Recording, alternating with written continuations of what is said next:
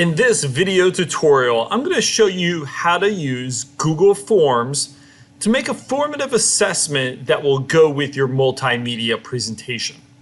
So here I am inside of my Google Drive account, and what I'm going to do is I'm going to use the New button, click on More, and then Google Forms. So Google Forms is a really great tool to use when trying to gather information. So some people use it for surveys. We're going to use it here for a formative assessment.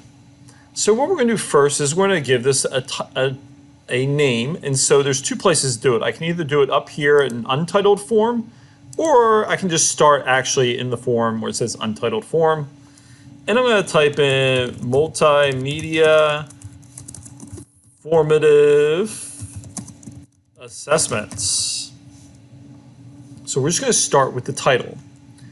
Now we're going to begin to add questions. And so here it gives me a question already preloaded. So I'm going to use that one first. So here I can just click inside of it. And let's call this question number 1. What is my name? And of course, this assessment is going to go with your presentation. This is just for the sake of showing what the buttons do.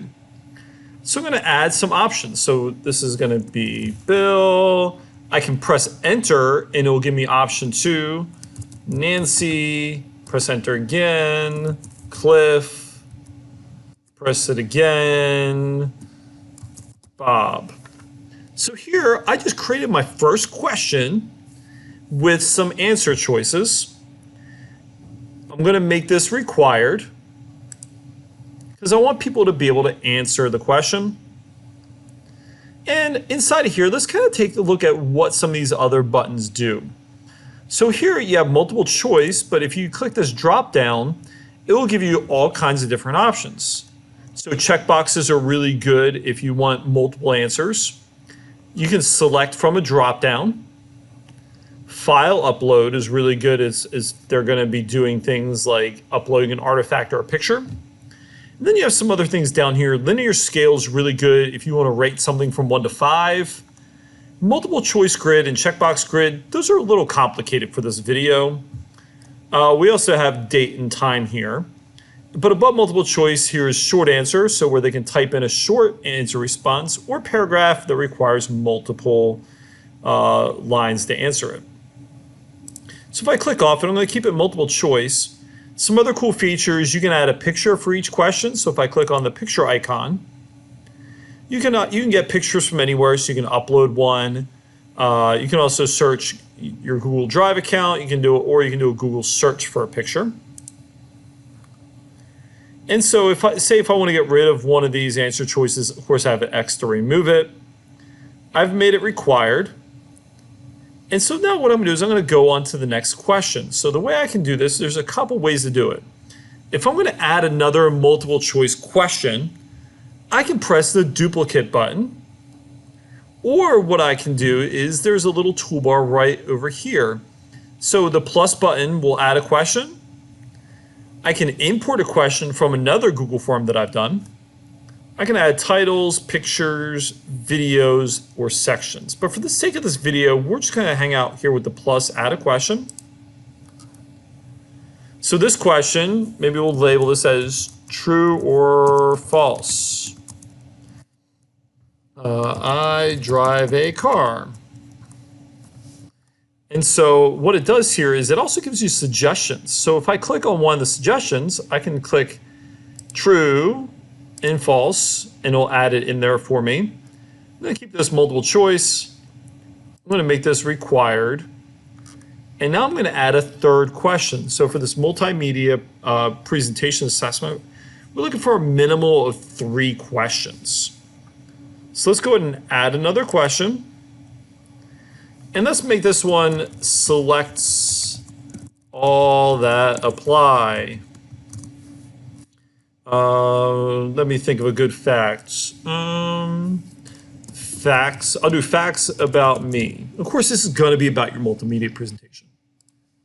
So I'm an IFT. I'm a millionaire. I'm just putting in random facts because I'm going to show you how to actually automate this at the end. So I'm not a millionaire. If I was, I wouldn't be putting that in there. I'm a football player. I'm a runner. And what else is a good one? I'm a career switcher. Let's put that one in there.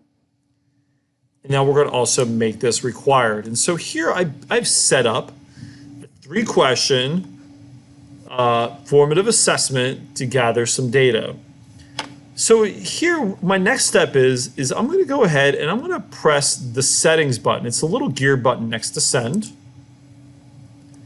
And inside of here, I have a lot of different settings. So what I'm going to do is I'm going to unclick restrict to users in Shenandoah University. What this means is that anyone can take this quiz without having to sign into it. So there's some pros and cons to using that feature. But what I'm going to do is I'm going to click on quizzes and I'm going to make this a quiz. Because what we can do is we can assign point values and also allow auto grading, which is a fantastic feature.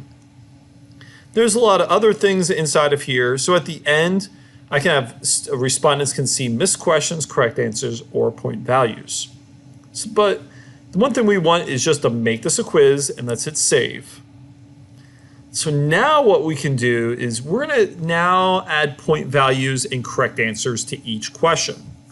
So I'm going to click on question number 1. And now I have an answer key button that shows up. So let's click on answer key. And I'm going to give this 1 point. And I'm going to click on the correct answer. So when I click on it, obviously my name is Bill. It'll give me the checkbox.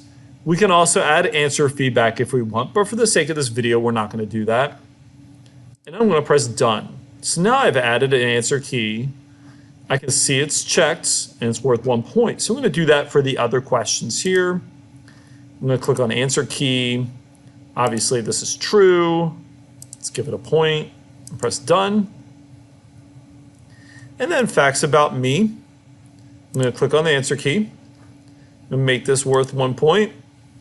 And I'm an IFT, runner, and career switcher. So you see I have 3 correct choices there.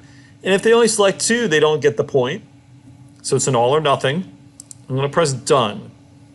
So now I've created my multimedia formative assessment inside of Google Forms. And so we can see up here though, untitled, it says untitled form. If I just click that once, it brings a title in. And when we do that, that's for the sake of naming conventions inside of Google Drive. So in the next video, I'm going to show you how to take this formative assessment and put it at the end of your multimedia presentation for people to be able to access your formative assessment.